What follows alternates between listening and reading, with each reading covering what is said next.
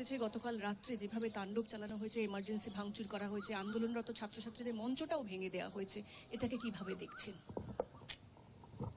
আপনারা যখন এটা দেখাবেন প্লিজ কোশ্চেনটাও দেখাবেন। আমি নিজে থেকে কিছু বলিনি, কোশ্চেনটাও দেখাবেন, তার কারণ আমি কিন্তু নিজে থেকে কিছু রেজ করিনি। আপনারা আমাকে জিজ্ঞেস করছেন, আমি তার উত্তর দিচ্ছি। আমি যতটুকু ইনফরমেশন পেয়েছি, আমি ছাত্রছাত্রীদের কোনো দোষ দিচ্ছি না। বহিরাগত কিছু রাজনৈতিক লোক যারা বাংলায় অশান্তি করতে চান, বাম এবং রাম, তারা একত্রিত হয়ে এই গন্ডগোলটা করেছে। আমার সবচেয়ে খারাপ লাগছে কি জানেন, ঘটনাটা তো দুঃখজনক। আমরা বারবার বলেছি ফাঁসি চাই, আমি তো কালকেও মিছিল করব ফাঁসির দাবিতে। তদন্ত তাড়াতাড়ি হোক, আমরা তো রবিবারের মধ্যে শেষ করব ঠিক করেছিলাম। তা কোর্ট যখন সিবিআইকে দায়িত্ব দিয়েছে, তারা যে সহযোগিতা চাইবে আমরা করব, এবং আমরা সমস্ত ডকুমেন্ট দিয়েছি। যেগুলো কিছু কিছু লিক করা হচ্ছে, সেটা আমাদের পুলিশ যখন এনকোয়ারি করছিল কিছু লিক হয়নি, কারণ সুপ্রিম কোর্টের একটা ইনস্ট্রাকশন আছে, মৃতদেহের ছবি বা তার নাম বা মিডিয়া ট্রায়াল যতক্ষণ পর্যন্ত এনকোয়ারি শেষ না হচ্ছে ততক্ষণ করা যায় না। তাও আমরা কাল দেখেছি। আমার কথা হচ্ছে, মৃত্যুটা খুবই বেদনাদায়ক, তার পরিবারের প্রতি আমার পুরো সমবেদনা আছে। আমি কেন, আমাদের বাংলার সকলের, সারা দেশের সকলের। কখনো কখনো একাত্রা ঘটনা ঘটে যায়, এটা একটা সামাজিক ব্যাধি, এবং এরা সমাজের শত্রু, এরা খুব বন্ধু নয়। সেই জিনিসটাকে আমরা কখনো সমর্থন করি না, করতে পারি না। কালকে উত্তরপ্রদেশেও সেম জিনিস ঘটেছে, একটা দলিত মেয়ের ওপরে। তার দুদিন আগে মধ্যপ্রদেশেও ঘটেছে। এর আগে আপনারা দেখেছেন হাতরাসও ঘটেছে, বিলকিস বানুর ওখানেও হয়েছে, সাক্ষীর ওপর হয়েছে, যে wrestler.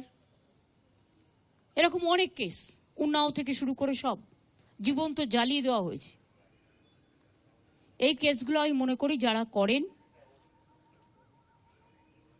It's a big and big, কি বলবো আমি জানি না, extra ordinary criminal, it's a crime, big crime. এর কোনো শাস্তিতে লাভ নেই, একটাই শাস্তি, ফাঁসি দিয়ে দাও। যাতে একজনকে ফাঁসি দিলে অন্যরা কিছু করবার আগে ভয় পায়।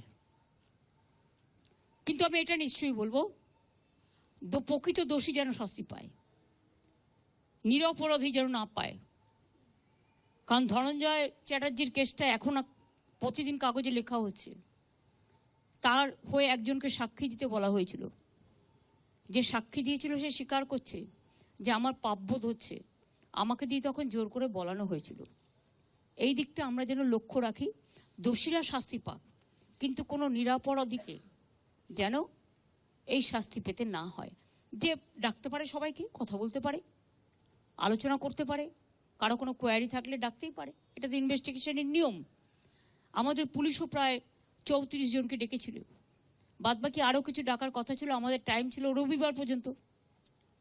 এটা আমি তোর বাবা মার সাথে কথা বলেই ঠিক করেছিলাম, যে রবিবার পর্যন্ত যদি আমরা তদন্ত শেষ করতে না পারি, তাহলে আমি সিবিআইকে দিয়ে দেবো।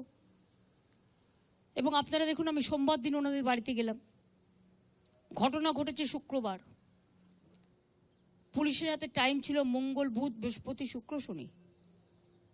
তার আগে কোর্ট অর্ডার দিয়ে দিয়েছে, আমাদের কোনো আপত্তি নেই।